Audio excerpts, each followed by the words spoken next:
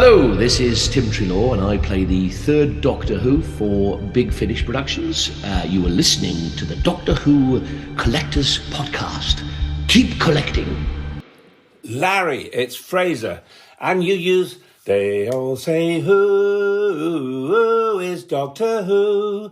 Where is he from? What does he do? They wonder who is Doctor Who? So I ask you, who's Doctor Who? Welcome back to the Doctor Who Collectors Podcast, the podcast that explores the world of Doctor Who collecting and all kinds of Doctor Who merchandise. And sometimes just Doctor Who. Brought to you in part by Forbidden Planet and Bags Unlimited Incorporated. Welcome to the show. I am Larry Van Mersbergen, your host. I've been a Doctor Who collector now since 1981, which adds up to 44 years of experience. Welcome to the 89th episode, continuing our celebration of Doctor Who collecting and merchandise. Thank you for being here. I opened up one of the first stores in Chicago back in 1984 for Doctor Who fans, and it was called Bundles from Britain, which just celebrated its 40th anniversary recently. I didn't know anybody would remember it, but then I discovered a wonderful book a few years back called Red, White, and Who, the story of Doctor Who in America, and lo and behold, my company lives in that book on page 384. I was blown away that somebody remembered my little store. You can find a link to buy this wonderful reference book on the front page of our website at DoctorWhoCollectors.com. We are part of the Direction Point Doctor Who Podcast Network, and we welcome all Doctor Who podcasters to our network. Just join us at directionpoint.org. Of course, with links comes two great resources that I include in every episode because you can start anywhere you want. Make sure you have timelash.com and underneath that link, select the TARDIS library because that's where you're going to find a complete record of all media except for magazines and figures and things like that. Just books, records, VHS tapes, DVDs, Blu-rays, that kind of thing, cassette tapes. From the beginning of the run in 64 all the way to the present day. And you can actually register for a free account and keep track of your stuff and keep track of your want lists, and even though it has links to where you might be able to find something. So there you go. That's an important thing to find there. If you want to do some deeper research into what happened in Doctor Who merchandise, the biggest collection of items that you can actually look through for free is Howe's Transcendental Toy Box at drwhotoybox.co.uk. So David J. Howe runs that, and I am a contributor to that website. So happy to help out if that is what you need. If you're looking to shop for Doctor Who items at great prices, look no further than DoctorWhoStore.com. That's Alien Entertainment. My old partner, Gene Smith, runs that operation, and he has what you need. If you live in the Chicago area or the western suburbs, you can select a free pickup from the store to save on that postage and handling, or they will ship it to you the best possible way. If you do visit the store in Lombard, make sure you browse the amazing selection of Doctor Who and other science fiction items. Sometimes Gene has some special items behind the scenes that he doesn't often put on the floor, but hey, ask. You never know. So you can find their hours at alienentertainment.com. You can also find some great stuff at Forbidden Planet, and you don't have to go to them. You can come straight to me, and that's at DoctorWhoCollectors.com. Select merchandise links, and you can shop for Forbidden Planet items right on my website. Don't forget, we also have an eBay store. We've got some good stuff up there, some extras from the collection, surplus stuff that we don't need to keep. So, and also you can check out at Forbidden Planet, and with that link, we also get a little bit back to help cover our costs. So you don't pay more. We just get a little bit from them. So there we go.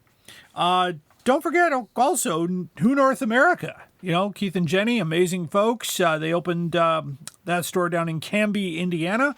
But you can find them online at whona.com. And, of course, without forgetting our friends in London, the Who Shop. They are listeners to the program. So hello, Alex and the gang. It's good to have you all. You can find them at thewhoshop.com. In addition, of course, on our website to all the podcasts posted from episode 1 to the current one, we also have the complete guide to Doctor Who classic hardcover books. These are the books published by Alan Wingate, Longbow, and W.H. Allen, and others, including Muller and White Lion and Aeonian Amarian. You can find those there in publication order, and you can see what you're missing, including we've got all the reprints that are known. So there you go. So what's going on? Chicago TARDIS, of course, is the big convention that I talk about here. We have no changes in guests from last time, but I'll go through the list here real quick. So we've got Jason Haig-Ellery, Annette Badlin, Mickey Lewis, Steph DeWally, I'm excited to meet her, Sean Carlson, Miles Richardson, he does the voice of Irving Braxiatel, Jacqueline King, who played Sylvia Noble. We got Mickey Lewis, he's the monster guy. Susan Twist, who plays Susan Triad on the current series. And, of course, your ticket also comes with Fraser Hines. So you can always see Fraser at your local conventions, usually. He does them all. The convention is set for November 28th, 29th, and 30th at the Westin Hotel in Lombard. You will love the Westin Hotel in Lombard. It is not in downtown Chicago, which means you don't have to pay for parking. And there's no excessive tax on the restaurant, and the rooms are pretty reasonable if you want to book them through Chicago TARDIS or on your own. They're not too bad. So there you go. You can get tickets for the conference at chicagotardis.com through Eventbrite. And there you go. Make sure you follow them on all social media platforms. Before Doctoberfest, we've got before Chicago TARDIS, we have Doctoberfest.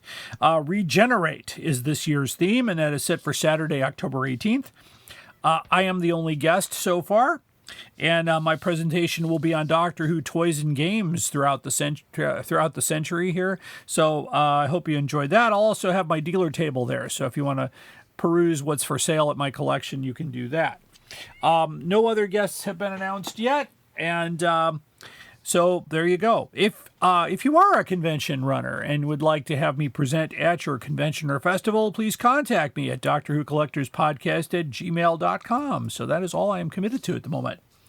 A lot of rumors floating around about printings of hardcover books that I talked about earlier for second and third printings. So I'm always on the look out for concrete proof so I can update that database and make sure we have an accurate listing. So if you have a book that says second impression and I don't have it on my website, talk to me. I need a photo of the book, obviously, the cover, the spine, the inside page where it says the printing and the date, and anything that would be helpful to identify the book. So just send that to me at drwhocollectorspodcast@gmail.com. On today's show, I will be speaking with the author of The Evolution of the Toy Dalek, a book I reviewed on this program, Alex Storer. And it's a wonderful conversation. I can't wait to share it with you. He also has another book he's going to announce about Blackpool, so the exhibition. So there you go. I do want to thank our patrons. Thank you so much for patronizing our program here. If you want to see exclusive video material, including our special content, go to Patreon and subscribe at the $10 level. And you can find us at patreon.com/Doctor Who. Did I say backsplash? I did. /Doctor Who Collectors Podcast. If you want to support us at our home site, which is Podbean, you can go to drwhocollectors.podbean.com and click the Patreon button to support us at any level. Our theme song is Who's Doctor Who, composed by Barry Mason and Les Reed, performed by Fraser Hines, used with permission. You hear this podcast anywhere you get your podcast. If you want to share this with a friend, we are on Apple Podcasts, Pandora, iHeartRadio, Podbean, Spotify, and many more. You can also find this pretty much anywhere you get your shows. After the break, we will have My Time, then our main story, and of course, the most outrageous offer. Stay tuned. Hi, I'm Juliet. And I'm Nathan. Experience Doctor Who from the very beginning through a classic fan's eyes. And through the eyes of a new Who fan. Reminisce and relive those classic moments with Nathan as he offers fun insight. Or experience them for the first time with Juliet as she dwells on social issues, history, fashion, and the size of a flashlight. We're the Time Streams podcast. Find us on Spotify, Stitcher, or Apple Podcasts. You're listening to the Doctor Who Collectors Podcast. Keep collecting. Traveling the Vortex. Are you ready to embark on an epic journey through time and space? Join the thousands of Whovians around the world who've discovered Traveling the Vortex, the ultimate Doctor Who podcast for die-hard fans and curious newcomers alike. Every week, we dive deep into the Whoniverse, discussing the episodes, theories, and hidden gems. We dissect the Doctor's adventures, share behind-the-scenes stories, and explore the legacy of this iconic show. Traveling the Vortex brings fans together, fostering a global community of Whovians. Whether you're a fan of classic or new Who, there's something for everyone. Join us on this incredible journey as we unravel the mysteries of time and space. Don't miss out. Subscribe to Traveling the Vortex today on your favorite podcast platform. Traveling the Vortex. Your ticket to adventure awaits. Traveling the Vortex is a proud member of the Direction Point Podcast Network. You're listening to the Doctor Who Collectors Podcast. Keep collecting. It's my time.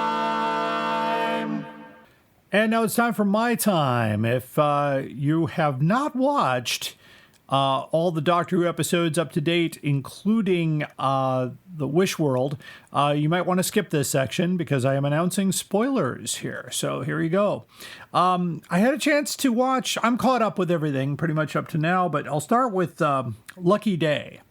And now looking backwards, Lucky Day sets us up, of course, for the finale. But it's an interesting story here involving, Millie Gibson, Ruby Sunday, and we even bring back Think Tank, which is a really nice callback to the Tom Baker era. That was the organization in Giant Robot. So you have to go back to 75 if you want to get the original for that. So thank you for that. That was really great. I really enjoyed that one. The story in the engine was very interesting as well. Kind of almost like a I'm trying to think about it where stories are kind of the fuel here for this spaceship kind of thing. But it also involved a flashback to the fugitive Doctor. So that was an interesting thing to do as well.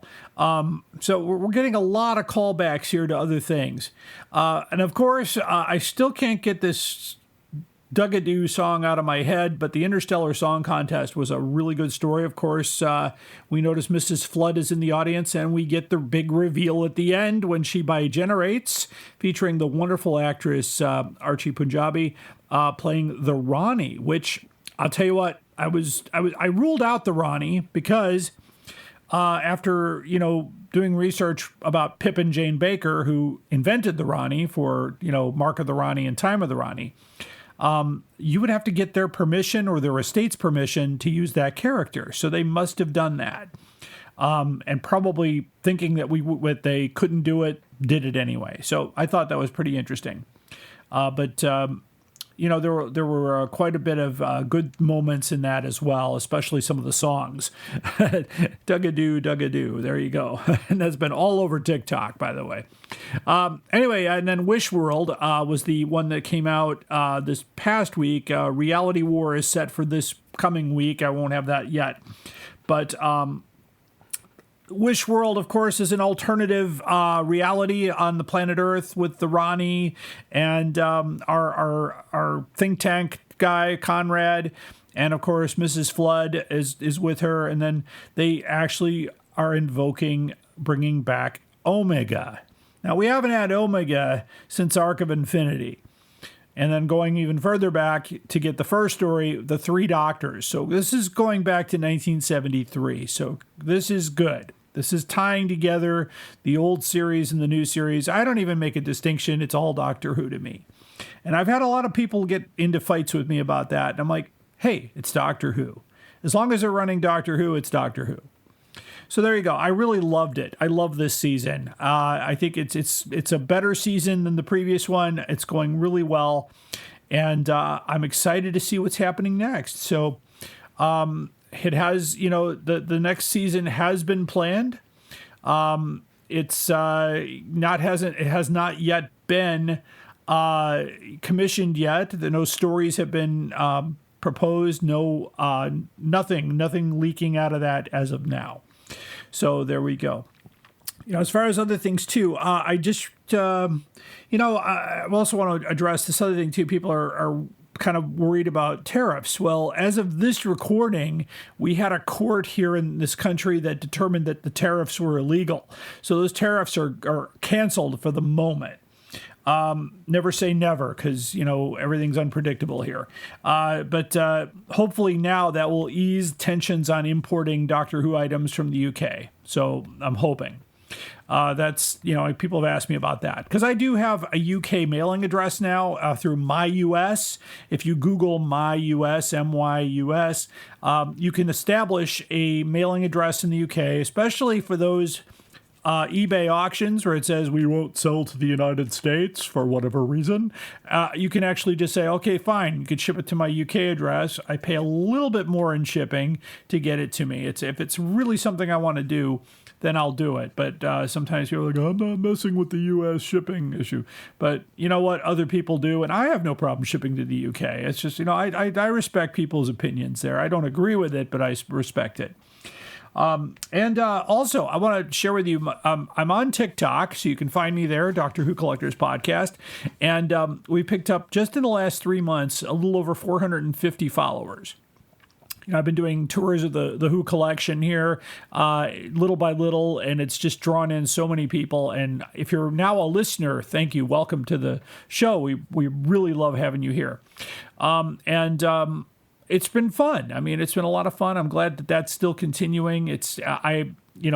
Obviously, with any social media platform, you get your downside as well. But, the comments have all been positive. There's been a lot of love shared, and so it's a wonderful thing. So I appreciate that. But anyway, that's my time for now. So in just a moment here, we're going to get to our main story today. And the main story is we're talking with the author of The Evolution of the Toy Dalek, Alex Storer. So after a couple of messages from our Direction Point podcasts, stay tuned.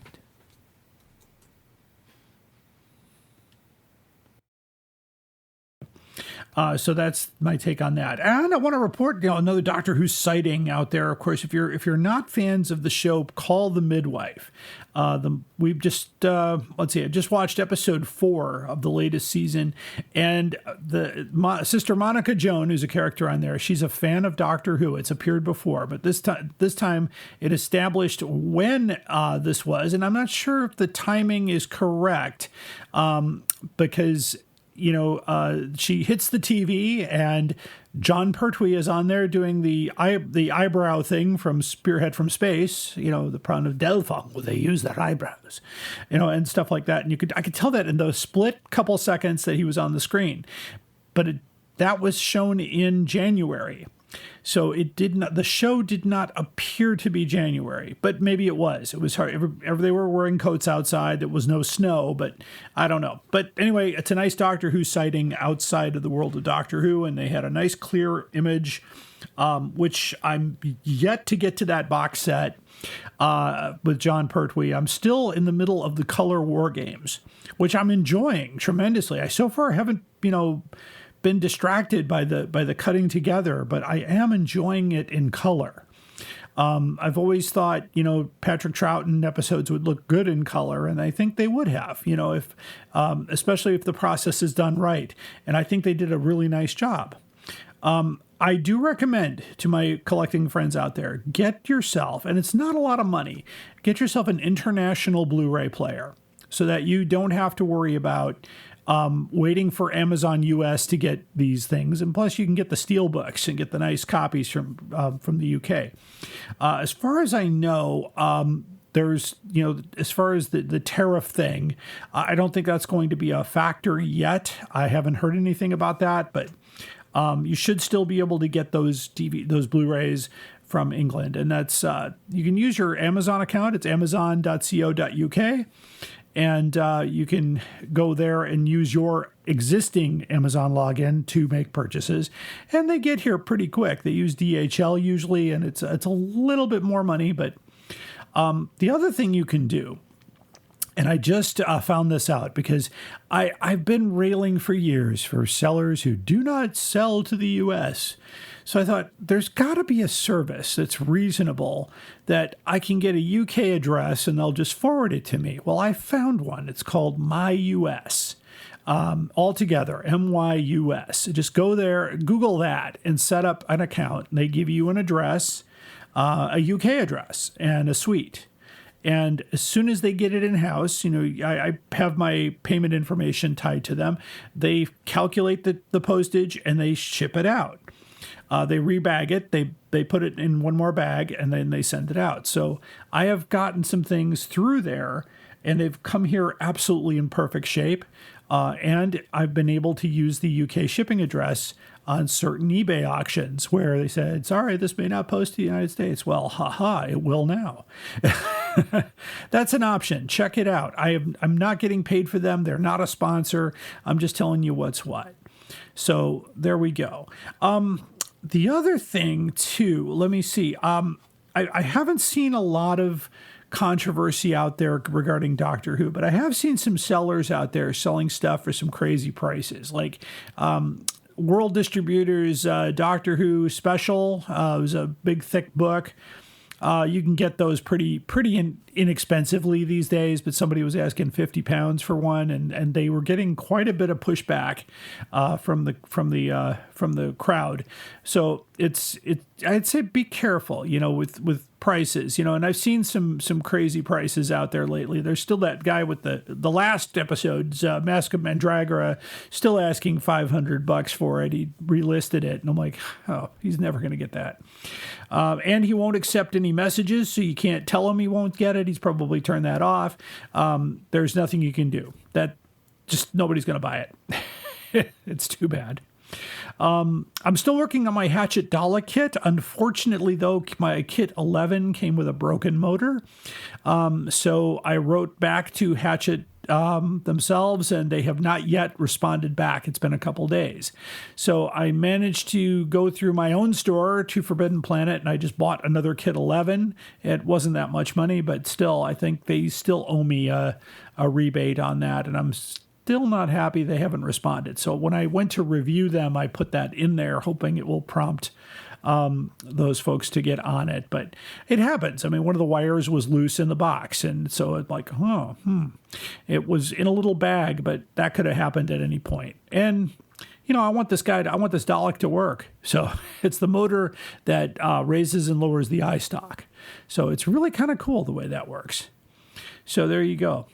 Anyway, I'm looking forward to the next episode. I'm looking forward to the next convention. I'm looking forward to, hearing back from my listeners. If you want to give me some feedback or you want to send some information my way, just use that email, DoctorWhoCollectorsPodcast@gmail.com. Somebody asked me, actually, one of the questions I got was, why don't you use your own domain? Well, it costs more money. Through the web host, if I wanted Larry at DoctorWhoCollectorsPodcast.com, DoctorWhoCollectors.com or something, which would be fine, except I got to pay for that.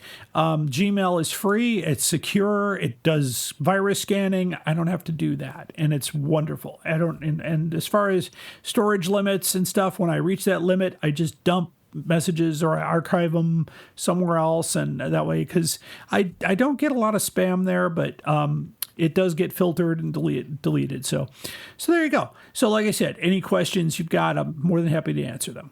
Well, thanks for listening to my time. We're going to take another quick break, and then we're going to go straight to our main story today, which is the coverage of the 1987 classic hardcovers. Stay tuned.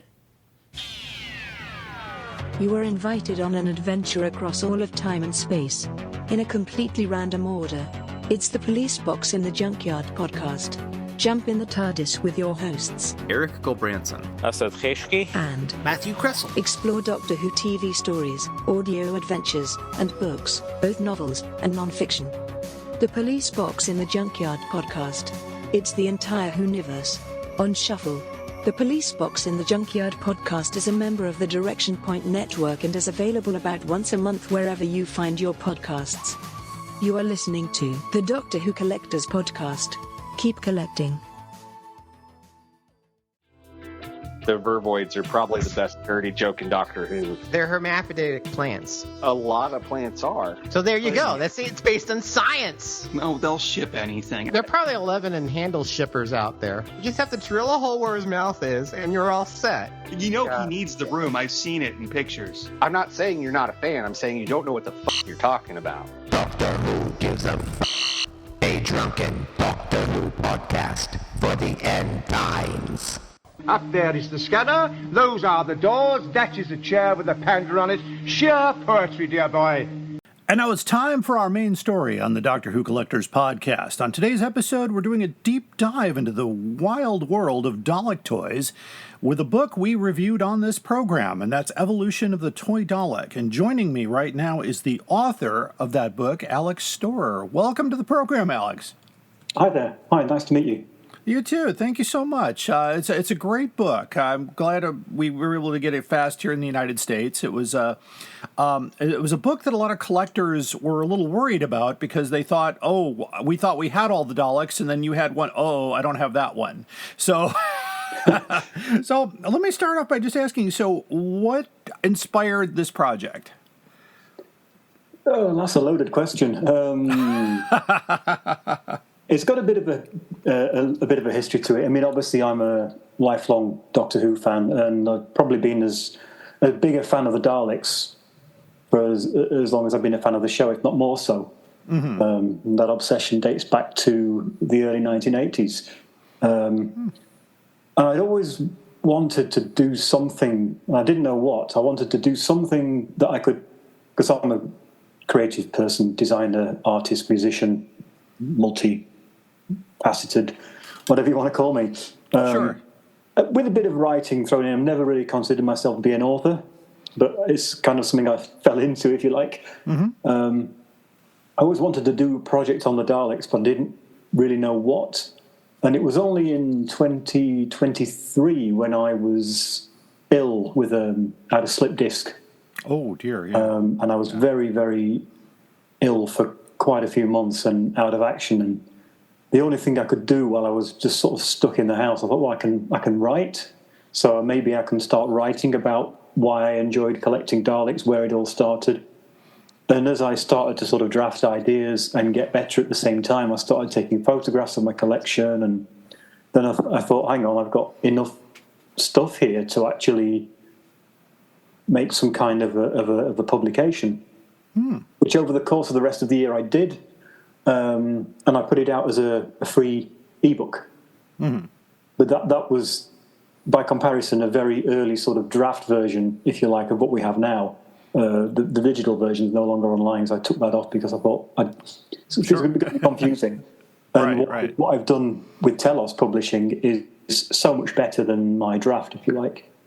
It's bigger, it's revised, it's updated, there's much more in it, there's more interviews, it's much more in depth. So I kind of gave myself a bit of a test run, if you like, with my draft version. Mm-hmm. And I was happy with that. I thought, yep, that's quite good. And then I went to David Howe's house because he has the most amazing private collection of merchandise. Yes, he does. And it turns out we don't live too far away from each other. Oh, nice. About an hour up the road, if that.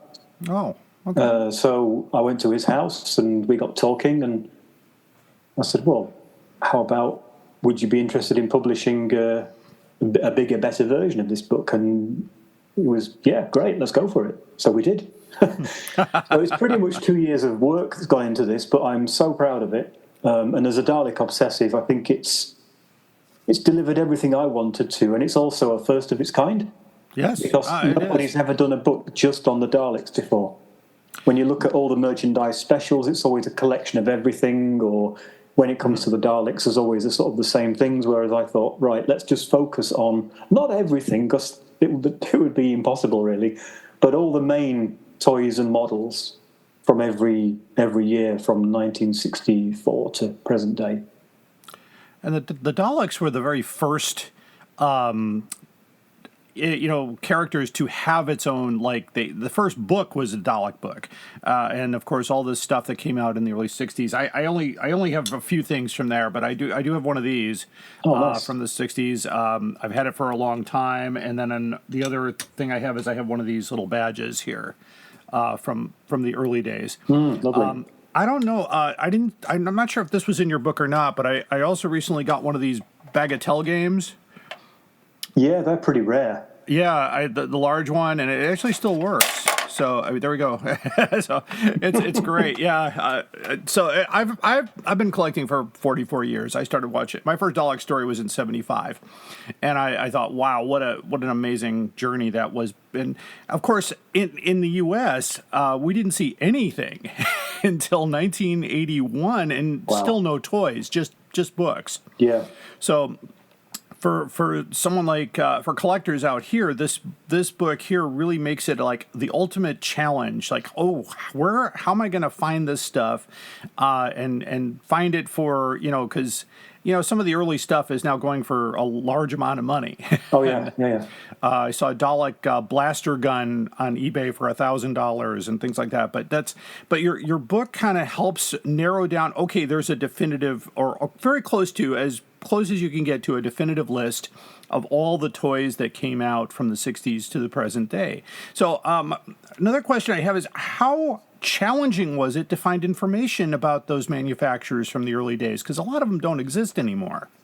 Yeah, I think for me, it's been obviously a lifelong interest collecting and researching. So a lot of what I learned over the years from various sources was just sort of up here, And again, David Howe's Transcendental Toy Box book was sort of my Bible to double-check facts and everything. And, of course, internet research. But sometimes you do find that it's not right, so you need to sort of look up multiple sources and try and, get it as right as you can. But one of the really nice things about evolution here was speaking to some of the manufacturers. I located, obviously one of the most famous toy Daleks was the Palitoy talking Dalek from the mid-70s. Oh, yeah. Which I think... This guy here. That's the beauty, yes. Yeah. I love those. I've got a couple just behind me. Yeah, I see them back there, yeah. I think I have 3, but yeah, they're wonderful. I love fixing them up and making them talk again. They're just glorious. I mean, they're not... One of the things that I look at in the book is the accuracy of the toys, because, as we know, the early toys were really inaccurate, but part of what the book does, as the title suggests, is it looks at how they've evolved and got better over the years. And as a kid growing up in the 80s, I'd seen the 5 Doctors. I think I must have seen one of the repeats of Destiny of the Daleks. And it was really Resurrection that got me hooked. But in the early 80s, you could not get any Dalek toys at all. The Palitoy figures hadn't been in production for some time. And obviously the Daypol ones, which came later, were still a few years off. So as a 6-year-old Dalek obsessive with no Dalek toys was like, I got Masters of the Universe, I got all the Star Wars stuff, but it's like, no, I want a Dalek. My dad made me one out of fiberglass. Okay. My parents bought me one of the Big Sevens kits, but that was just a massive, huge model. These guys? That's the Comet. Oh, the Comet, yeah. Yeah. So, I don't have a Sevens. I have the Comet, yeah. But yeah, I didn't get my first Dalek toy until a few years later at school, when there was a toy sale. Kids brought in unwanted toys and games, and sitting there among it all was this Dalek. And it was exactly the amount of money I'd got on me, so it was like a dream come true, and it still talked. Oh, that's great. So I've always had a soft spot for those. So back to the point, I got in touch with Palitoy's ex-head toy designer, Bob Brechin, which took some locating, but he must be in his 80s now. But I was really keen to find out more about the Palitoy Dalek, and he got one of his ex-colleagues on board to help me with some of the research. Ironically, they couldn't really remember much about making the Dalek at all. But I think back in the day, Palitoy used to also subcontract a lot of the manufacture of things, so that could have been one of those. But research like that, I was in touch with Comet Miniatures, Tony James, who was the founder of that company, and he's still making models today, had a wonderful phone conversation with him to really, just drill into how you got started, how it went and why and all that sort of thing. Same with Product Enterprise in more recent years. Oh, yes. Which were a favourite of mine. Yeah, they were beautiful. The new ones, these are wonderful, yeah. So again, had a good conversation with Stephen Walker. Stephen Scott, who runs Sci-Fi Collector, and Jason Lindsay, who used to run Biff Bang Pow. We spoke for hours one evening. That was great. It was just such a lovely conversation to have, and I think that comes across in the book as well. Mm-hmm. So a lot of the research comes from not just me looking in books and magazines and the internet, but from speaking to these people to try and get it as accurate as possible. Yes, and of course, as some of these people are starting to get older, and some are no longer with us on these designers, the folks that were behind a lot of the early things. One of the earliest things that I don't have it in the room with me, but I have a Burek Dalek playsuit. Wow. That I was able to get from a guy who actually said he loaned it to the folks that made an Adventure in Time and Space. I don't know if it was the one used on the screen or not. I can't tell, but it's beautiful. I mean, it's like one of the. If I was a kid and had that, I would have been over the moon. But obviously, we didn't know it existed back when I was a kid. Yeah. How did you go, like, for things like that? I'm pretty sure that designer is long gone. But how did you find out about those early costumes, especially that one in the Scorpion automotive costume? Yeah, again, it was conversations with David, who is a walking encyclopedia for yes, he is.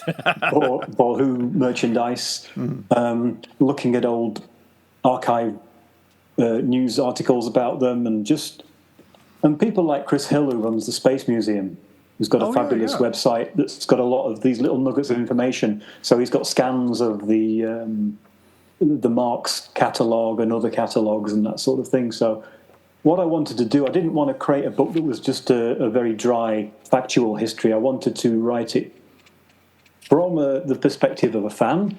So, yes, I'm looking at what I thought worked about each toy model, whatever, what didn't, looking a bit at the history, but also looking at it from a personal point of view as to, why I like this particular one and how it works. So it's a mixture of things, but I think it is told from the point of view of a collector rather than, as I say, a more sort of academic history, if you like. And that's something I really loved about the book, because since I've been a Doctor Who collector for quite some time, I haven't read very many books that do talk to me. And this book did talk to me. And I really appreciated the style. And plus, every you turn the page, and it's like, wow, there's something new here. There's something different here. The colors pop, the images, some of the images, I'm like, oh, yes, this is really, helps as far as identifying some of the things. And, especially, we're talking about the Toy Daleks, the extremely hard to find gray Dalek with the black dots. You have a picture of that, and I've never seen one. I know that's like the holy grail of Toy Daleks. It is. I don't have one myself, and that was the last. That was probably one of the last little bits of research that went into the book, because I've spoken to several fans who've all got them. They sent me their photos, so I could just stare at them enviously. But yeah, nobody. I spoke to a friend who remembered buying several from the Doctor Who exhibition in Blackpool in the late 70s. But I think they ceased production in the early 80s, and there's very little information about them out there. But it was actually Aaron Challenger of yes. Aaron's Collectibles in Australia, who he got in touch and said, well, I've got this prototype version, and he explained how he got it and where he got it from, and he did speak to some of the manufacturers at the time, so managed to shed some light on the origins of that one at long last. But I still don't know how long it was actually in production for. I think it was probably the very last thing that Palitoy did when they had the license, so that's why they're pretty rare. It also makes sense too, because you look at the packaging for the Peletoy box. They don't even tell you what color Dalek is in the box. They give you a red one on the front and the gray on the back. And like I was looking everywhere to see, it doesn't have any indication. You just get what you get. So just one of those. And I know Peletoy made lots of. I have a K9 too in my collection that works great. But the other Dalek that is kind of a holy grail item is the Dennis Fisher Dalek. Yeah. And so I know that's also been, some of the Dennis Fisher toys have been under discussion lately. So how did you find out more about Dennis Fisher? Again, they're a toy. I don't have any of those in my own collection. Yeah, but when I visited David's museum, I saw some myself, and I've seen them in other people's collections in the past. So, because what I like to do in the book is, I wanted to avoid not writing about anything that I didn't have experience of owning or at least seeing for myself. There's a few things like that in there, but obviously I can't have seen everything, but I really wanted it from an experience point of view. And that, like you say, there's a lot of vibrant imagery and stuff in the book. I designed it myself and did a lot of the photography. My friend Mark in Australia did a lot of photography for it too. So I wanted to avoid existing pack shots. I think there's only a very small number in there, whereas you've got over 300 photos that were pretty much mostly purpose taken for the book. So even something like the Dennis Fisher, I'd be looking at the photos that people were sending me just to get a feel for it. If somebody said, how many photos do you want? I say, well, how many can you send me?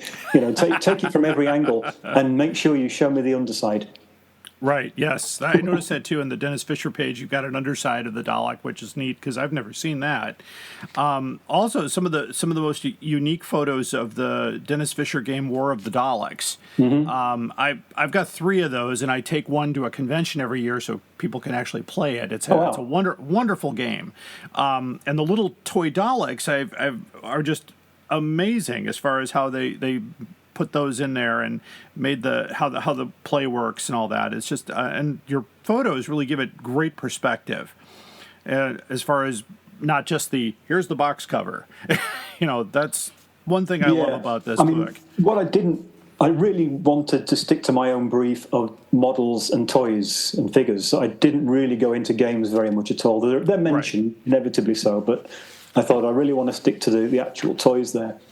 Well, I think you got it there because War of the Daleks does have a Dalek toy in it. It does, I mean, they're not very good from a likeness perspective, but they're Dalek-esque. No, but they're Dalek. They're but I think Daleks. You have to also think, okay, back in this, you transport yourself back in time to the mid to late 70s. Yes. There wasn't a great deal of toys out there, so a game like War of the Daleks would have been a big thing for fans, to be able to play this. That was the era of the board game, so... Oh, I know, and I really, I look back on the history here in this country, and I'm like, wow, that game would have sold here in the 80s if they had kept it going. Because I used to own a shop. I had a Doctor Who store in Chicago in 1984, and we were just scrambling to find what we could, and we did get lucky with a few people in the UK who were able to send some stuff over. Of course, back then it was a lot harder to ship things, but we managed to get a few. But I'm still discovering things 40 years later. But it's all part of the journey. I know it's it's quite it's an ongoing journey. It's like somebody always asked will you ever get everything? I said that's impossible. There's no way because from 64 to 1989 there was a definitive number of things, and then there were a few things in the 90s, and then from 2005 it's been millions of items that have come out. It's impossible to keep up. Yeah, it's just you can't. But I do my best to find. I like to find the unusual or the kind of the crazy. The things that you do make mention of it in the book here. There was a Dalek book that was published in New York in 1967. It was the Doctor Who and the Daleks. They tried to follow it up with the release of the movie here from the Peter Cushing movie, and it did not sell at all.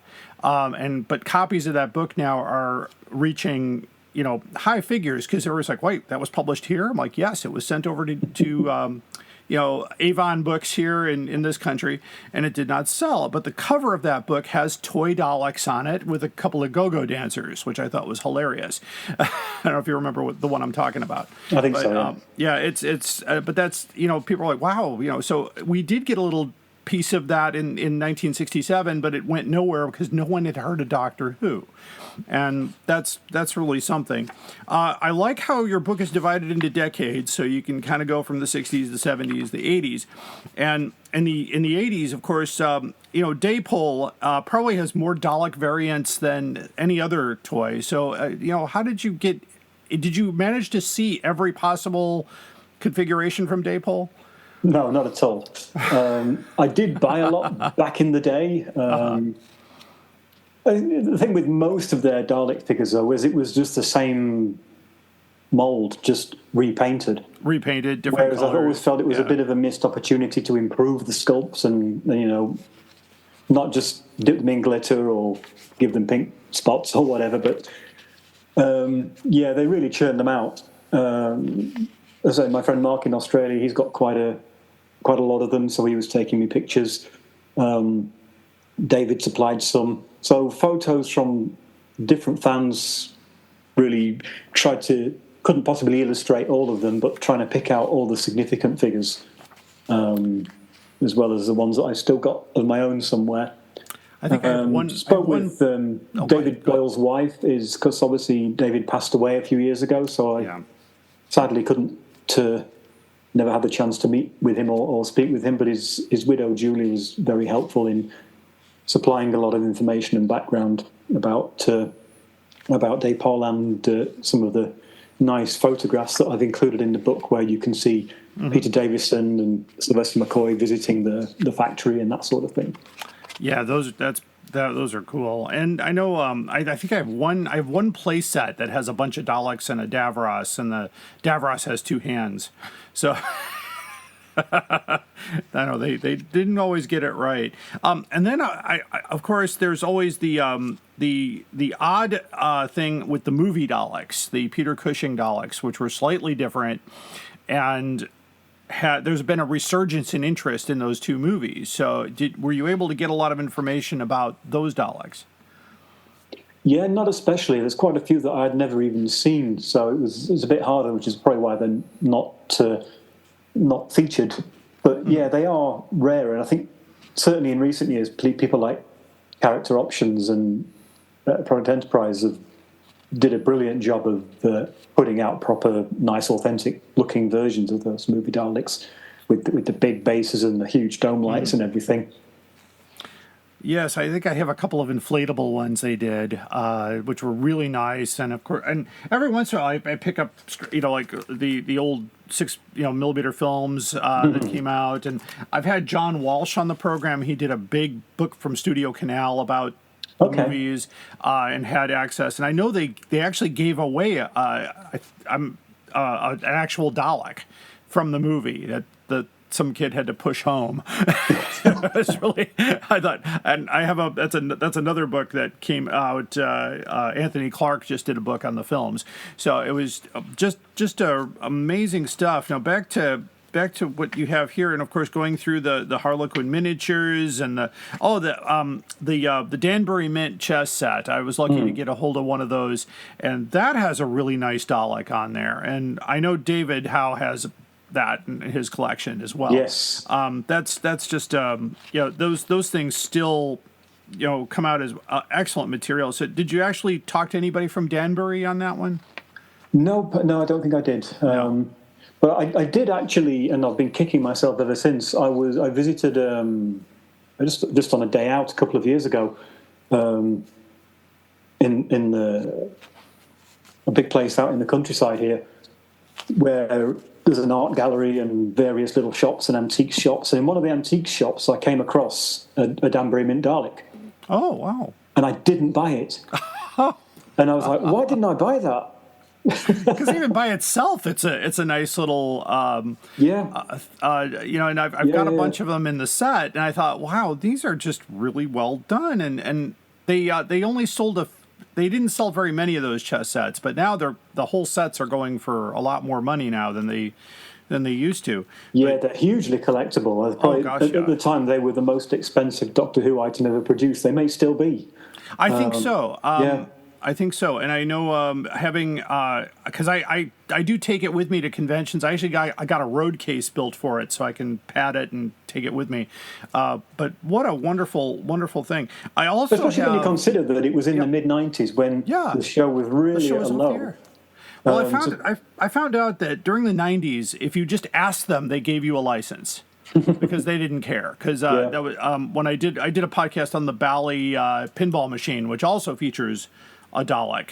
And my brother owns one, and he's got a moving head on the top of the pinball machine. And has I know the one, yeah.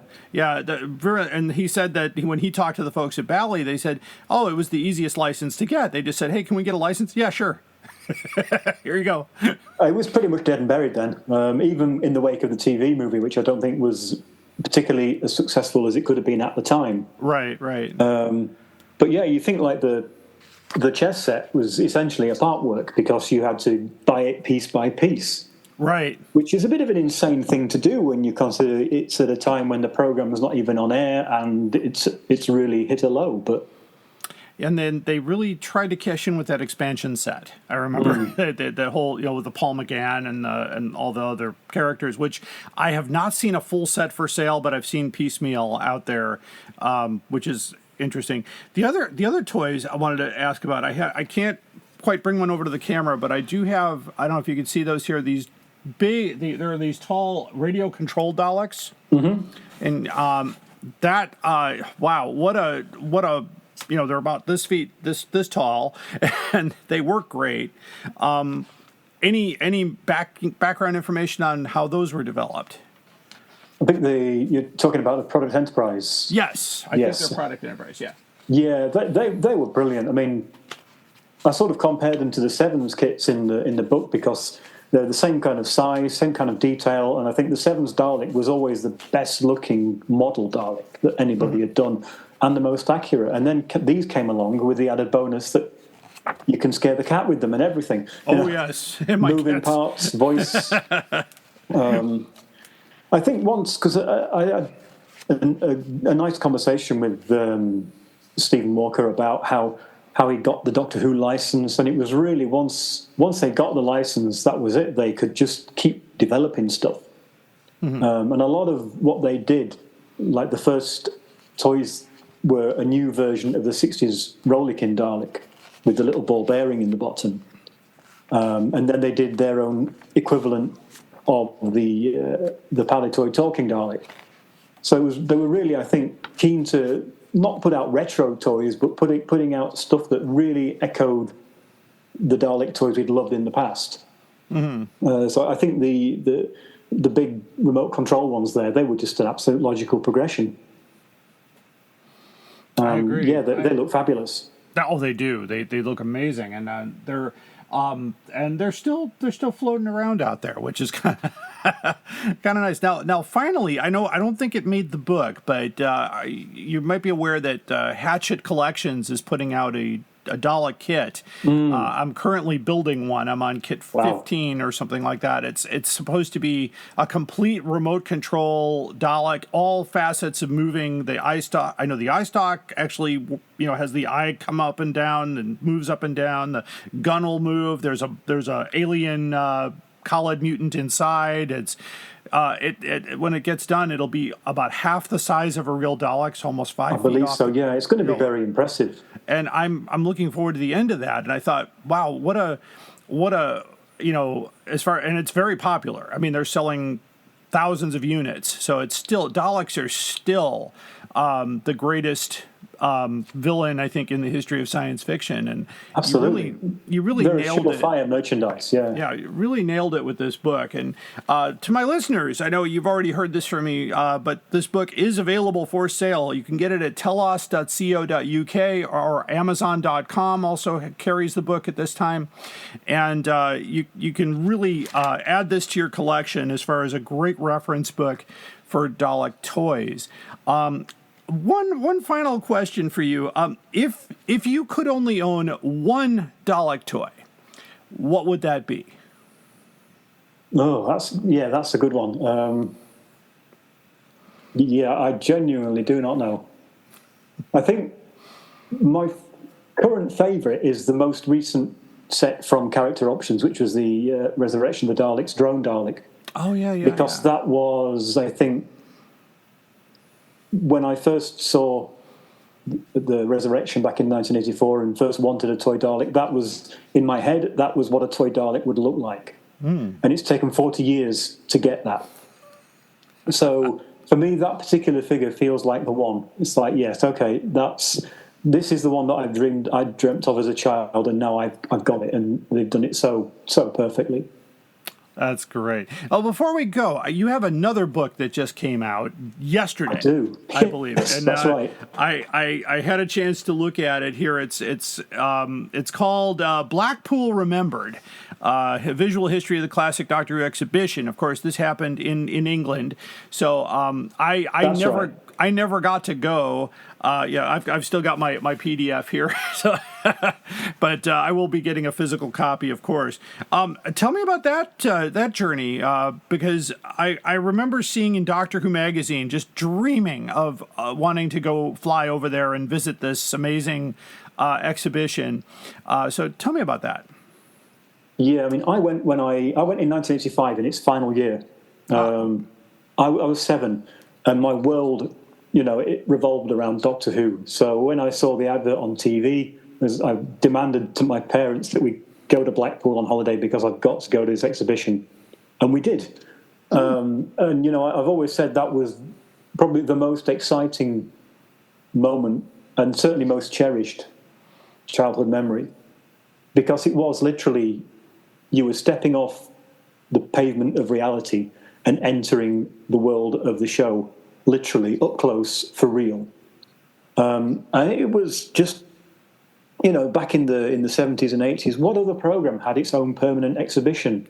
None of them. None of them did, no. So to actually be able to see the stuff that you'd watched on screen just a few months previously was just incredible. While I was there, I met a Cyberman, I guess a guy dressed up in one of the Cyberman costumes, just to terrify you. But it was just a dream come true as a young fan. And so that exhibition was always another obsession of mine for years. And I think it was maybe in 2010, 11, I made a little publication called Who, Where and When, which was a collection of my own memories of conventions and being a fan and just sort of writing up memories, one of which was the going to the exhibition. And what I tried to do in that was I tried to create a floor plan to try and illustrate what I remember seeing, which I got very wrong and completely inaccurate, but there was just nothing out there. Right. Fast forward another 10 years to the outbreak of COVID, when everybody went into lockdown. I'd resurrected that project because there was more photos online for reference, and a great Facebook group about the exhibition, so I was able to see a lot more photographs and try and get this floor plan looking better, but it was still not right. But anyway, another fan, John Collier, got in touch, and he said, well, I've seen your floor plan, and that was something that I've always wanted to do as well.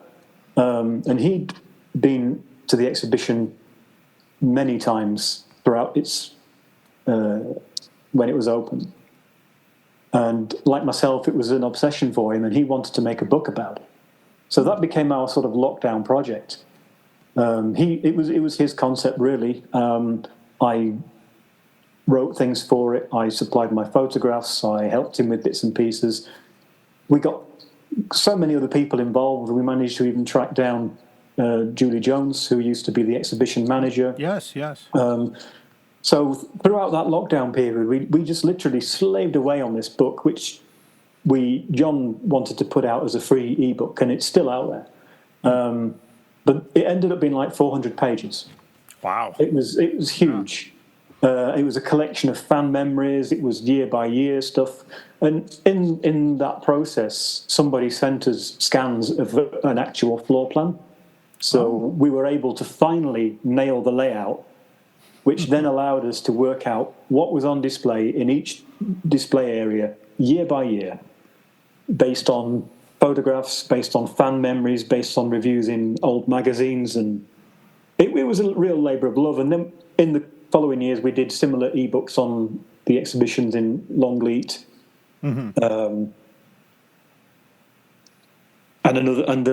latter day Blackpool one. But I think last year, while I was working on the Dalek book, because as I say, I designed that myself, and that was such a nice project to be designing, and I thought, you know what, I'd like to revisit Blackpool. So I said to John, I says, next year, this year now, is going to be the 40th anniversary since it closed. Why don't we look at doing some kind of printed version, an abridged version, because obviously we can't realistically produce something that's over 400 pages. Right. But really takes all the best bits from that and all the concise history, the floor plans, all the year-by-year stuff, and bring it into a new sort of definitive volume. Because I'd been a bit involved in self-publishing via Amazon and print on demand, and I thought, actually, now that's come to a certain standard and availability, that could be a way to get something out there, because obviously I'm not a publisher. I don't have the funds to actually print several hundred books and post them all out. But a service like that, I thought, actually, that could be the way forward. So I basically redesigned the book from scratch. New design, rewrote everything, edited it down, collated it. We looked at the best bits. We looked at what we thought we could keep. And yeah, it's just come out really nicely. And even though it's not even half as big as the ebook, I think it's just as important. It's got just as much stuff in. And it really is it's the closest thing to time travel we could create for fans, I think. I agree. Yeah, it's a great book. It does remind me. We did get a taste of that here in the United States. It was called the USA Tour, where they brought over a trailer, but like a portable exhibition with and Bessie and things like that. And some of the stars came to some of them. The one in my location was actually the worst one. We didn't get any stars. We got no videos. We got just the exhibition and the car, and we couldn't touch the car. So, in fact, just a shameless plug to my listeners, that's going to be on a real-time video. Keith Barnfather is going to have the USA Tour Doctor on display. I'll be on the video doing the Chicago part, so that's coming out in August. So keep in mind on that. And I'm doing the cover design for that as well. Oh, you did? I've done all the sleeves for the Doctor on Display series. Well, there you go. So that was another thing that came out of the Blackpool Remember project. Is Keith came to both mine and John's houses to film us for the Blackpool video. Right. Yeah, Keith's great. He came to America last year. I got a chance to spend some time with him. What a great guy. Absolutely, and trying to get the history out there as best as possible. So what Small World on that? I didn't realize you did the sleeves for those. That's awesome. That all comes from this project. So I think this book now, which I believe it came out yesterday and should be available on all territories of Amazon. So regardless of where you are in the world, you should be able to order it since they print them on demand. It's been really nice to be able to take all the best bits and all the sort of, like I say, we've got a floor plan for every year of the exhibition, various memories, and one of the guys who sent us photographs for the original book, Richard Lever, he'd taken slide photos back in the day, and they are the most beautiful, gorgeous shots because he didn't use flash, so he really captured all the ambience and the coloured lighting that all the people that visited remember it for. So it brings a really nice visual consistency to the book, having mostly his photos to illustrate it with. And yeah, it's for me and John, it's been a long time project. I mean, obviously 5 years ago since we did the first one. Right. But now we think we've made the ultimate version. So anybody who went to Blackpool at any point during that time, I think, this book's really for you. Fantastic. Well, to my listeners, you can get Blackpool Remembered, A Visual History of the Classic Doctor Who Exhibition, 74 to 85 on Amazon at print on demand. And you can get Evolution of the Toy Dalek at tellus.co.uk, or I believe also Amazon has this as well, or they will at some point. So there we go. My guest is Alex Storr. Alex, thank you for being on the program today. Thanks for having me. It's been a pleasure. You're welcome. My listeners, please stay tuned for the most outrageous offer. we are going on a journey, a very long journey, through the world of the Target novelizations in publication order. Every week, we are looking at a new book, talking about Terrence Dicks, Malcolm Hulke, and all our Doctor Who novelization friends. Whatever you do, keep turning the pages. This is Jason Miller of the Doctor Who Literature Podcast, a member of the Direction Point Podcast Network, and you are listening to the Doctor Who Collectors Podcast. Keep collecting. Hello, fellow time travelers, and welcome to the Doctor Who Target Book Club podcast, the only podcast to discuss, in story order, all the Doctor Who novelizations. My name is Tony Whitt, and every 2 weeks or so, I'm joined by a 2 to 3 person discussion panel, including our so-called expert who's been a Who fan since 1979. That would be me. We also get the views of intermediate, casual, and novice fans who either have never seen the show or who have never read these books until these podcasts, including Dalton Hughes and Alison Fitz-Seyfried. You can find us on iTunes, Stitcher, or wherever you find good podcasts, or even ones like ours. You're listening to the Doctor Who Collectors Podcast on the Direction Point Podcast Network. Keep collecting. All my travellings throughout the universe, I have battled against evil, against power-mad conspirators. I should have stayed here. The oldest civilization. Decadent, degenerate, and rotten to the core. Power-mad conspirators, Daleks, Sontarans, Cybermen. They're still in the nursery compared to us. 10 million years of absolute power. That's what it takes to be really corrupt. And now it's time for the most outrageous offer, which is a Doctor Who item or Doctor Who related item that is priced way beyond where it should be, and trying to discover why these prices are made. Unfortunately, we have no idea. But today we have a Doctor Who Target book. It's Doctor Who The Rescue by Ian Marter. And I found a price here from Toscana Books in Austin, Texas. I don't know if that's a real store. It's on Abe Books. They're asking for $1,787.20. It says it's in new condition. Okay. But not much there. Now, I went ahead and looked and found other copies for $55, $64. There's another one here for $1,399. I don't get it. eBay also turned up a few copies for, here's one for $224.99, or let's see, $50. So I'm a little confused. Why is The Rescue in Target books so much money? So I thought, let me look in my own stock. What do I have? I have a copy of The Rescue, one copy in my Target library, and it's priced at $15, which is where it's going to stay. So $15, that seems reasonable. I don't think any of these prices are reasonable, and I can't, unless, comment, send me your information. What is wrong with The Rescue? I mean, don't tell me there was another warehouse fire, because we debunked that for the Wheel in Space. So why is The Rescue so darn expensive? It doesn't make any sense.